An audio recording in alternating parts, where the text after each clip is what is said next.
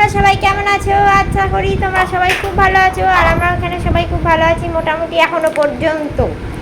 আজকে এইখান থেকে ব্লগটা শুরু করছি, জানি না কতটা কন্টিনিউ করতে পারবো। কদিন ধরেই ব্লগ শুরু করছি, শেষ আর হচ্ছে না। কটা ক্লিপ করছি দিয়ে আর হয়ে উঠছে না। তো আমার ইচ্ছা আছে আজকে ব্লগটা শেষ করব তোমাদের সাথে কথা বলে। তো আমি তো তোমাদেরকে আমার পুজোর শপিং দেখালাম মোটামুটি। তোমাদের পুজোর শপিং হয়ে গেছে? যদি হয়ে যায় তাহলে আমাকে কমেন্ট করে জানিও। কে কী শাড়ি নিয়েছো, কে কীরকম জামা নিয়েছো সেটাও আমাকে বলো।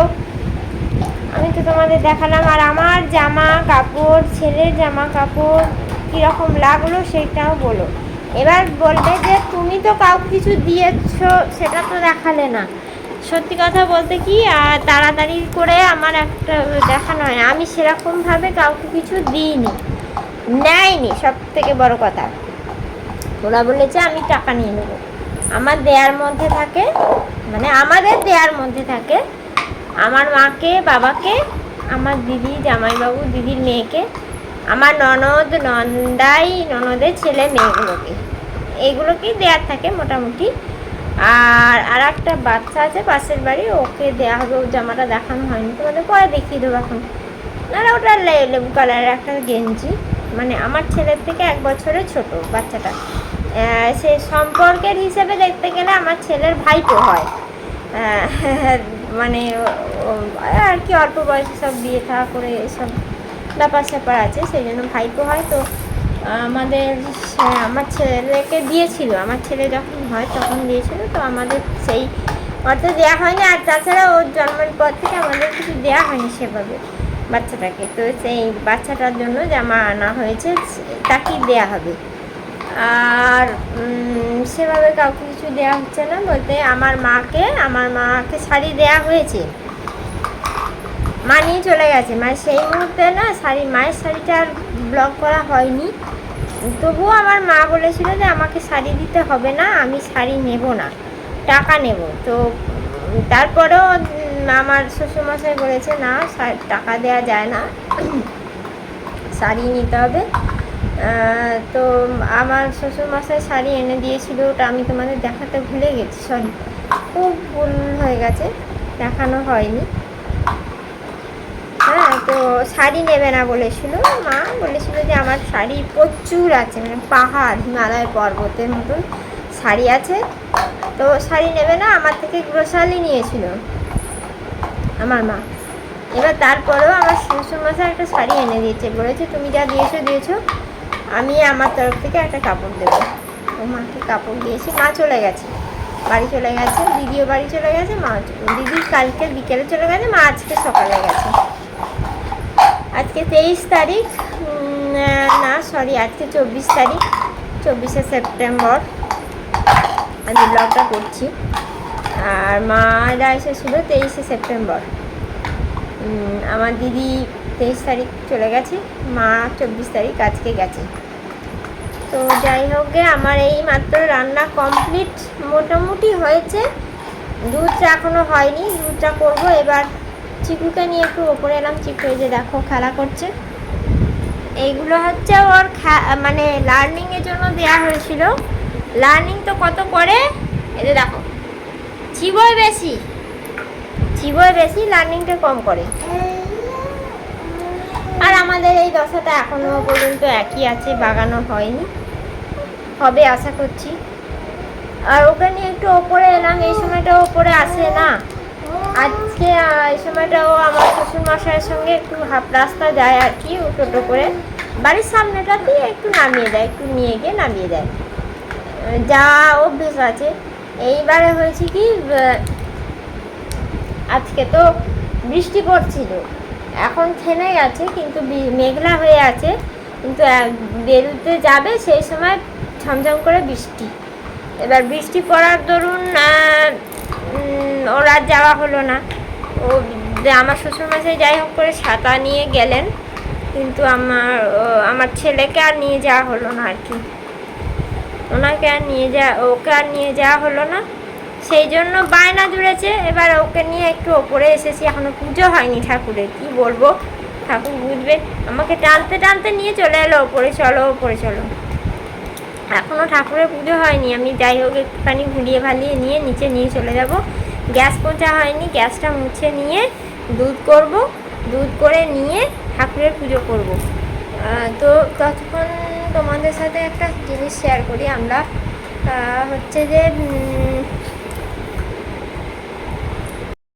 দুর্গা পুজোর পরে একাদশীর দিন, একাদশী মনে হচ্ছে, হ্যাঁ না দ্বাদশী দিন আমরা পুরী বেড়াতে যাচ্ছি। তো তার জন্য প্যাকিং ফ্যাকিং করতে হবে। একটা কথা হয়েছে, আমি এখন যাচ্ছি বা যাবো এরকম একটা কিছু নেই, কেননা আগের বছর বৃন্দাবন যাওয়াটা হলো না। তোমরা আগের বছরের ভিডিওগুলো যারা দেখেছো কি দেখোনি এখনও পর্যন্ত নন ইউজ হয়েই আছে আমি জানি।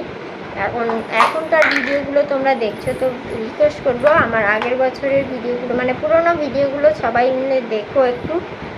তো দেখলে দেখতে পাবে আমি কী করেছি। চিকু ছোটোবেলাটা দেখতে পারবে, অনেক ভিডিও করা আছে। তো আগের বছরে চিকু সপ্তমীর দিন সন্ধ্যেবেলা থেকে মানে বিকেলবেলা থেকে এত বাড়াবাড়ি, এত শরীর খারাপ, এত কান্নাকাটি করছে। সপ্তমীর দিনটা কান্নাকাটি করে মোটামুটি গেছে, হলো কাটানো গেল, সন্ধ্যাবেলাটা কেটে গেল। অষ্টমীর দিন দুপুরবেলা থেকে এত তার বাড়াবাড়ি যে কী বলবো, মানে জ্বর এসে গেল, এত জ্বর, ভাইরাস জ্বর কি জানি না।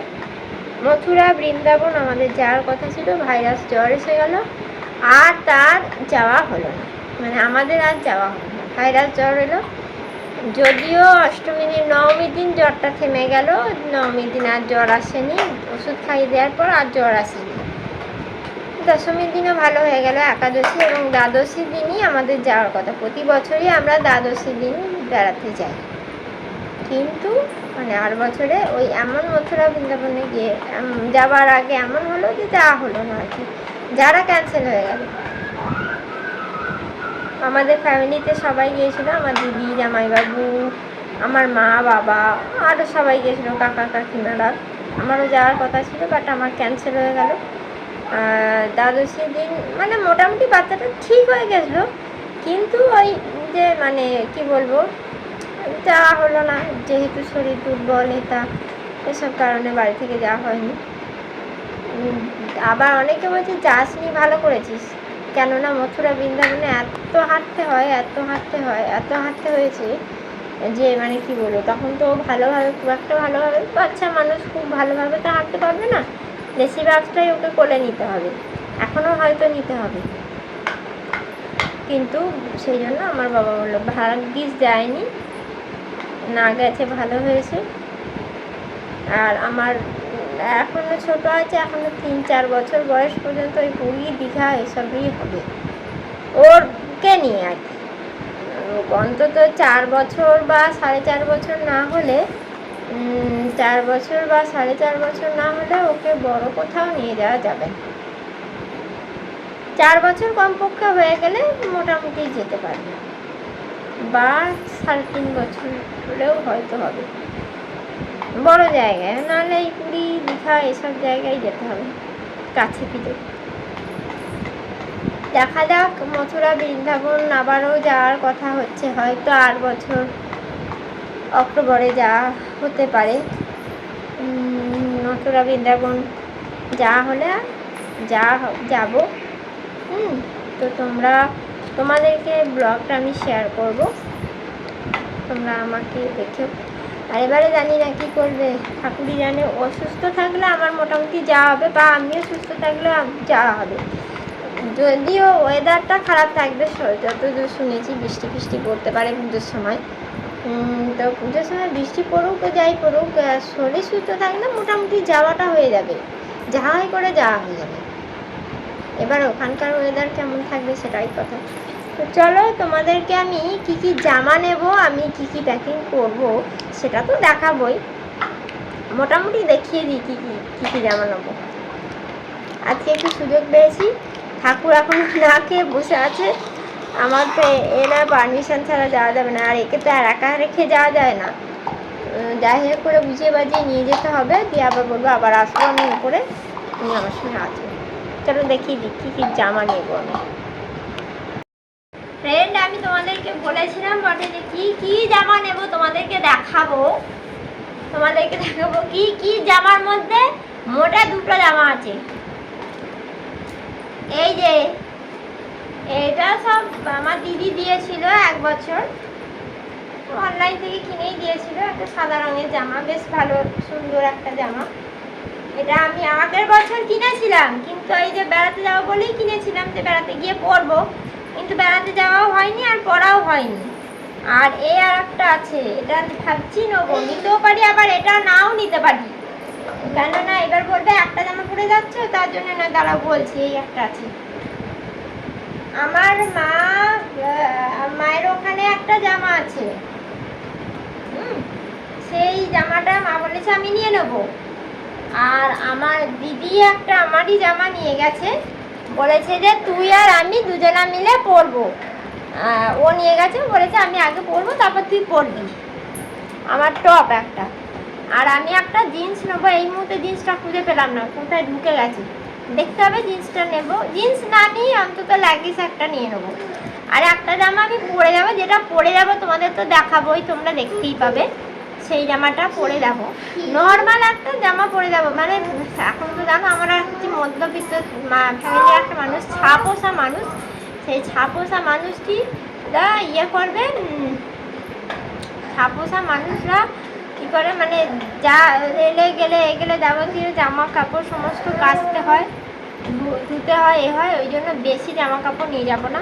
আর 1 নম্বর 2 নম্বর হচ্ছে আমার ইয়ে করতে হবে, আমাকে তো ব্যাগ বইতে হবে, আর আমার ছেলেকে একজন নেবে, আমাকে ব্যাগটা বইতে হবে, বা আমি ছেলে নিলে একজন ব্যাগ বইবে। সেই জন্য ভারী আমি করতে চাইছি না। আর আমার চেয়ে আমার ছেলের জামা বেশি নিতে হবে, ও সব ধরনের নিতে হবে। ফুল হাতা নিতে হবে, হাফ হাতা নিতে হবে, স্যান্ডো গেঞ্জি একটা দুটো নিতে হলো, বা হোটেলে হয়তো পরে শুলো, ফুল প্যান্ট নিতে হলো, হাফ প্যান্ট নিতে হলো। আবার একটা ভালো জামাও কটা 2-3টে নিতে হবে। এবার ছেলের বলে কথা, কেননা সে যে কোনো সময় জামা ভিজিয়ে দেবে, হয়তো লাল ফেললো কি জল ফেললো এ করলো, সেক্ষেত্রে এক্সট্রা ওর জামা 4-5টা তো নিতেই হবে, 5-6টা নিতেই হবে। বাচ্চা ছেলে, বাচ্চা মানুষ, ওর নিতে হবে। তারপরে আরও সব আছে, ডাইপার ফাইপার নিতে হবে, খাবার নিতে হবে। সব থেকে বড় কথা ওর খাবার তো নিতে হবে। আমরা তো বাইরের খাবার খেতে পারবো, কিন্তু ও তো পারবে না, ওর খাবার ঘরের খাবার নিয়ে যেতে হবে। ধরো ছাতু, তারপরে স্যারেলাক, সেরিগ্রোটা খায়, সেরিগ্রো, তারপরে তোমার ল্যাক্টোগ্রো আছে, সেটা নিয়ে নিতে হবে। এইসব সব আছে, মানে ছেলের জিনিস তো যাদের ছোট ছেলে আছে তারা বুঝবে, তারা জানে। হ্যাঁ, তো ওর ওষুধপত্র আছে, আমাদের ওষুধপত্র আছে, সব নিতে হবে। সেই যার জন্য জামা কাপড় নিয়ে, আমার জামা কাপড় নিয়ে বেশি ব্যাগ ভারী করছি না। এই দুটো কি একটাই, আমার এখান থেকে একটাও নিয়ে যেতে পারি দুটোর মধ্যে, আর আমার দিদি একটা নিচ্ছে, আমার মা একটা নিচ্ছে, 3টা একদম সাফিসিয়েন্ট হয়ে যাচ্ছে। আর একটা পরে যাব, ওই তো একবারে অল্টারনেট করে পরা হয়ে যাবে। যাবো তো পুরী, থাকবো 3 থেকে 4 দিন।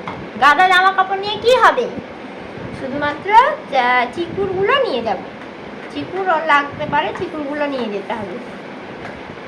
কাপড় একটাও নিয়ে যাব না, ওই সব কাপড় পরে বাইরের জায়গায় মানে যাওয়া মানে খুব মুশকিল।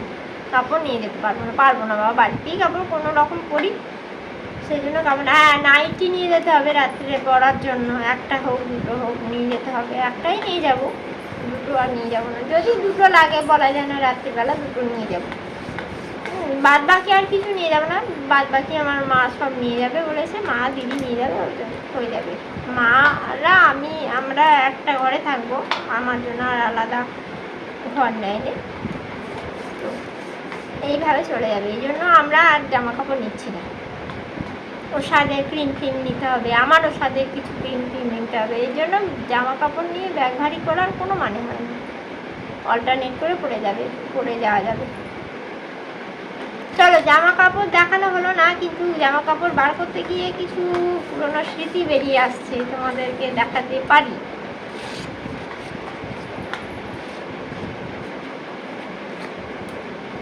যদি আমার কিছু থাকে, দাঁড়াও। ওয়ান, চলো চলো, ওঠো ওঠো ওঠো। চিকু নিজে